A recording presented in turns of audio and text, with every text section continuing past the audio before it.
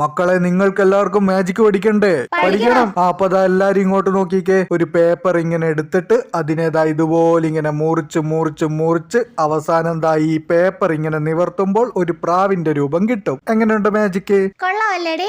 അതെ. അപ്പൊ ഈ മാജിക്കുകളൊക്കെ ഈ ബുക്കിലുണ്ട് കേട്ടോ. വേണ്ടവർക്ക് ഇത് വാങ്ങാം കേട്ടോ. അപ്പൊ ഈ ബുക്ക് വാങ്ങാൻ ആഗ്രഹമുള്ളവര് നാളെ 30 രൂപയായിട്ട് വരണം കേട്ടല്ലോ. ടീച്ചറെ. എടി എനിക്ക് എന്തായാലും ആ മാജിക് ബുക്ക് വേണം. എനിക്ക് വേണം.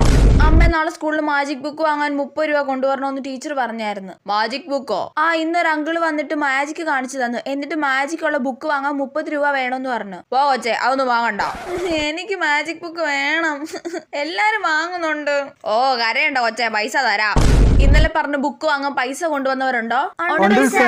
ചേടാ, ആ മാജിക് അങ്കിള് കാണിച്ച പോലെ എത്ര മുറിച്ചിട്ടും പ്രാവിന്റെ രൂപം വരുന്നില്ലല്ലോ. ദൈവമേതാ ഇവിടെ മൊത്തം പേപ്പർ മുറിച്ചിട്ട് അങ്ങ് വൃത്തികേടാക്കിയേക്കോ ഈ കൊച്ച്.